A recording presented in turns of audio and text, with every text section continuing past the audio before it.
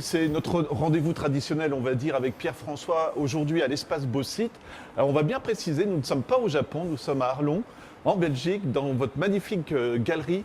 Simplement nous présenter un petit peu l'origine de ce projet, hein, parce que c'est un petit peu original aussi par rapport aux autres expositions, on va dire. Ça correspond à une volonté depuis maintenant quelques saisons d'accueillir de temps à autre des collections.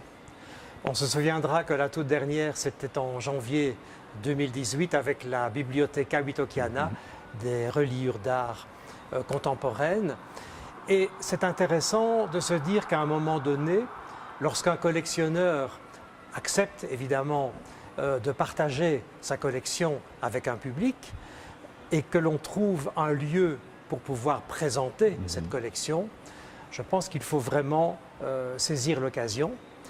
Et c'est le cas encore ici avec cette collection Japon qui est très très énorme. Hein. C'est une collection d'envergure qui regroupe, je dirais, 4 grandes catégories d'œuvres et d'objets, à savoir des estampes, des kimonos, un département considérable qui est réservé à la céramique et des rouleaux que l'on appellera aussi des kakemono en japonais.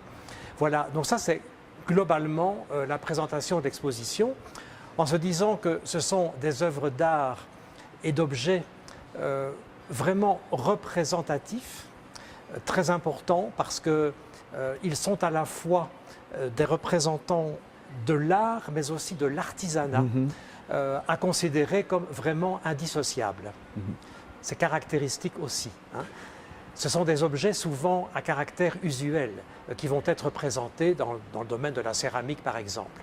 Et en même temps, on se rend compte aussi de la grande maîtrise des techniques et de la virtuosité dont ces artistes font preuve dans le traitement des matières. C'est justement ce que j'allais vous dire. À la fois, il y a la culture et il y a le côté artistique qui vous passionne également. Il y a une grande harmonie qui se dégage de tout ça. Est-ce que ça vous est venu tout de suite? Encore une fois, je le dis toujours, mais c'est quand même vous qui préparez l'exposition. Ça veut dire que tout ce qu'on voit, c'est vous qui avez eu l'idée d'une mise en scène, on va dire, tout simplement. Oui, nous avons quand même travaillé en équipe avec justement les collectionneurs et on a veillé notamment à ce que l'espace soit très aéré, malgré l'abondance des objets qui étaient présentés. Et d'autre part, on a aussi tenu compte de l'harmonie des couleurs qui sera soulignée ensuite par l'école Saga, mais je pense qu'on en reparlera un petit peu plus tard, qui est une école d'art floral japonais et qui a pu intervenir aussi pour, en quelque sorte, répondre par les montages floraux aux œuvres présentées. Alors je disais, on est bien à Arlon, mais malgré tout, j'aimerais bien, on a l'impression d'être au Japon. Alors je ne sais pas comment on dit, la petite installation, la petite pièce que vous avez installée, c'est quelque chose qui existe, qui est traditionnel au Japon hein, quand même. Hein. Oui, alors ça s'appelle un tokonoma. Ce tokonoma pourrait se traduire par alcôve de présentation. Donc c'est un élément traditionnel de la maison japonaise.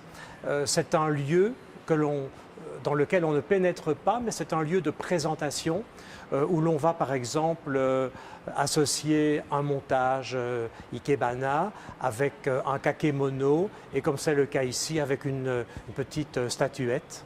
Et là, justement, vous êtes au milieu de grands... Alors, je ne vais pas donner de nom parce que je veux que ça soit vous qui nous le disiez, mais c'est vraiment très beau. On pourrait croire presque que c'est une décoration. Mais qu'est-ce que c'est, en fait, qui pend autour de vous tout Eh bien, simplement ça fait partie de je vais dire, du grand volet kimono,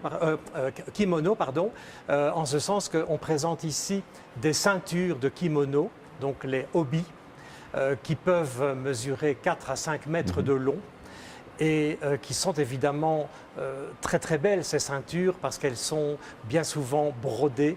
On a aussi veillé à l'harmonie des couleurs dans les tons orange et la façon dont on les a disposées en suspension dans l'espace conduit à ce kimono pour enfants qui occupe le fond de la mezzanine.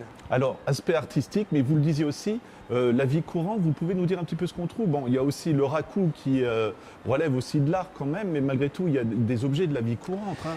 Oui, alors ce qui est caractéristique, c'est la présentation dans les vitrines de collections assez extraordinaires de céramique.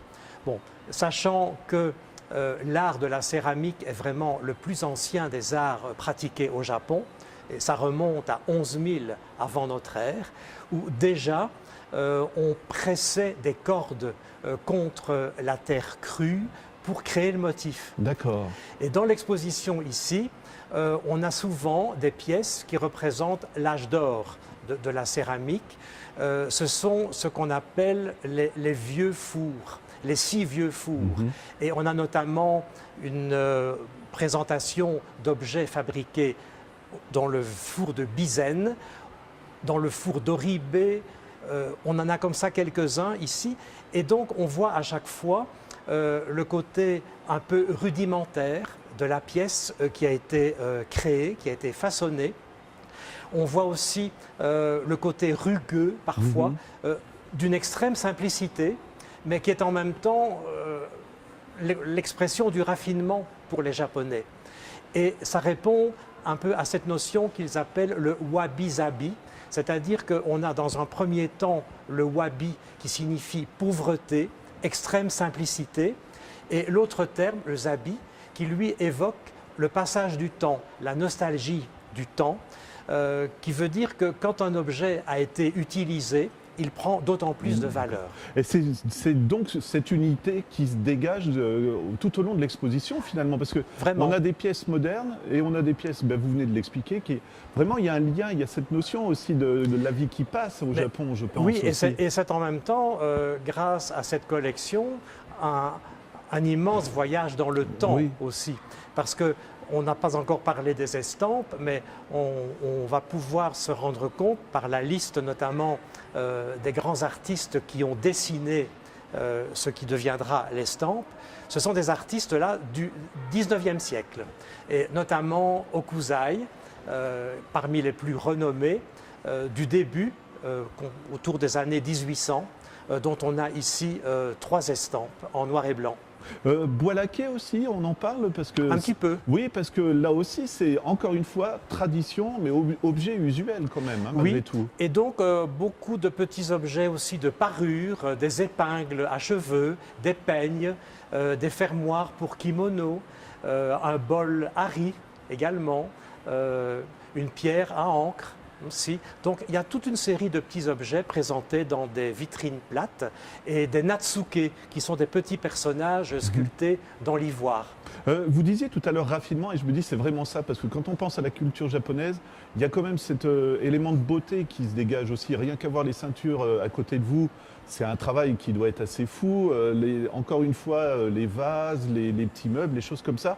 Est-ce que c'est propre à la culture japonaise? Oui, c'est propre à la culture japonaise dans la mesure où, en allant vraiment dans le plus grand dépouillement, on rejoint précisément cette expression de la beauté.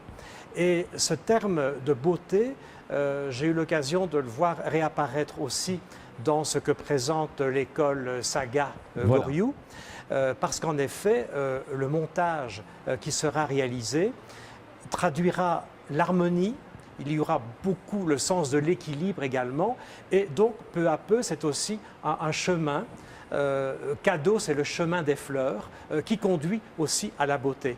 Alors justement, j'aimerais bien qu'on en parle un petit peu de cet art floral, parce que vous m'avez expliqué, je trouvais ça assez passionnant, que les personnes qui sont occupées de venir mettre les fleurs ici sont d'abord venues se promener dans l'exposition pour voir comment placer ces fleurs. Encore une fois, harmonie, raffinement, tout simplement. Ah oui, elle est aussi, oui bien sûr, dans la rencontre des montages avec les œuvres exposées. On a par exemple des anémones couleur fuchsia qui sont en correspondance étroite avec un kimono de la même couleur. Et on a aussi des rapports de forme également, des rapports de volume entretenus, oui bien sûr. Et c'est vrai qu'il y a eu oui, elles sont venues observer la façon dont l'exposition était présentée, de manière à répondre à certaines œuvres par leur montage, mais aussi à reprendre les styles, les principaux styles ikebana, que l'on va retrouver dans l'exposition. C'est aussi, si je ne me trompe pas, un hommage à l'histoire. Vous pouvez nous parler un petit peu de est-ce que c'est mis en scène les paysages avec les plans d'eau? C'est vrai que quand vous nous l'expliquez, d'un coup, ah oui, c'est vrai que c'est vraiment ce qu'on pourrait voir au Japon, Oui, peut-être. c'est-à-dire que l'école Saga prend son origine au IXe siècle. Saga est le nom de l'empereur qui, à sa retraite, a construit un palais au nord de Kyoto, des jardins somptueux et une école d'art floral qui d'ailleurs est toujours en activité maintenant. Et le lac Ozawa est un lac qu'il a créé. Et donc on voit dans certains montages qu'on appelle les Moribana comme le lac en réduction en quelque sorte. Et là on a deux exemples de Moribana qui sont très très beaux. Est-ce que vous attendiez à encore, je le dirai toujours, mais harmonie quand vous avez créé cette exposition? Parce que finalement, quand on a tout un tas de pièces et qu'on les voit peut-être en cru comme ça, on se dit ça va pas être facile. Et finalement, ça a l'air vraiment simple. Je suis désolé, il doit y avoir beaucoup de travail, mais quand on se promène dedans, on est bien, quoi. Oui, mais je pense qu'on est zen. Je voudrais arrêter les clichés, mais c'est vraiment à ça qu'on pense, quoi, tout simplement. C'est-à-dire qu'il fallait... Il y a une invitation, c'est ça oui, que... Mais déjà aussi, les collectionneurs me faisaient remarquer qu'au Japon, on procède toujours par nombre impair. Bon, le 3, le 5. Donc ici, déjà dans l'accrochage, on a eu ce souci, bien souvent, de réaliser des ensembles qui tenaient compte, qui respectaient le nombre impair. Le 3 notamment, ou le 5, par exemple pour l'accrochage des estampes. Le 3 pour la présentation de 3 kimonos. Donc c'était important d'être attentif à ce principe. Alors peut-être que peu à peu, on est arrivé à quelque chose de très harmonieux aussi dans la présentation. Et puis les ceintures de kimono, les hobbies étant tellement majestueuses, l'occasion était de les présenter de cette façon dans l'espace et de créer aussi un volume très coloré et de très haute tenue au point de vue de la réalisation.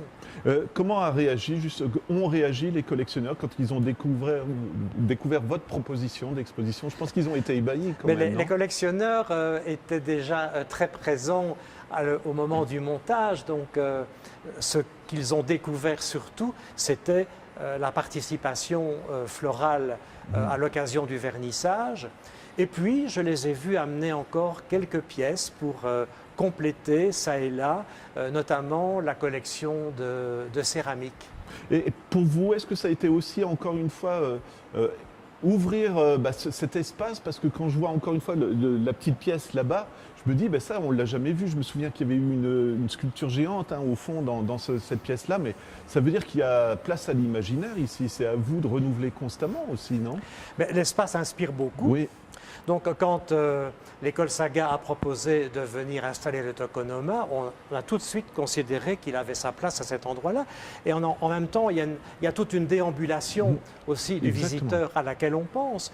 Donc il est là, il se dirige vers l'installation, il découvre cet ensemble avec le kakemono et le montage floral. Et c'est encore une fois, je pense, un moment d'harmonie qui s'installe et qui fait partie intégrante de la visite. Voilà, toute dernière question, Pierre, pour découvrir vraiment alors cet espace harmonieux, zen, mais vraiment d'une toute beauté, quoi. C'est jusque quand, encore une fois, et puis comment on se renseigne pour venir vous rencontrer?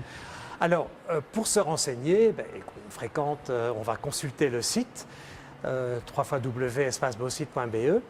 Alors, l'exposition, c'est tout le mois de mars. Donc, elle va se terminer le 31, le dimanche. Ce sera donc le dévernissage comme d'habitude. Et puis, il y aura aussi le 17 mars, un autre dimanche, où on ouvrira également l'après-midi. Et les jours d'ouverture sont habituels et les visites commentées sont également possibles, à condition, bien sûr, de bien vouloir les réserver, de prendre rendez-vous. Voilà, et vraiment, toute dernière remarque, on en parlait avant de filmer, c'est vrai que le Japon attire beaucoup les gens maintenant, et je pense qu'une exposition comme celle-ci, ça peut vous préparer à découvrir cette culture. Oui, ce sera le cas pour pas mal d'entre eux qui vont partir, notamment ici à l'Académie des Beaux-Arts, début avril, enfin le 31 mars, ils s'envolent déjà. Et beaucoup de visiteurs ont déjà une première expérience d'un séjour au Japon et me disent qu'une fois qu'on s'y est rendu, eh bien, on est vraiment, vraiment mordu et on y retourne. Voilà, encore une fois, merci beaucoup Pierre, et bravo, parce que c'est toujours de la grande qualité, mais là c'est du rêve que vous nous donnez aussi, je trouve. Voilà, merci beaucoup Pierre. Merci.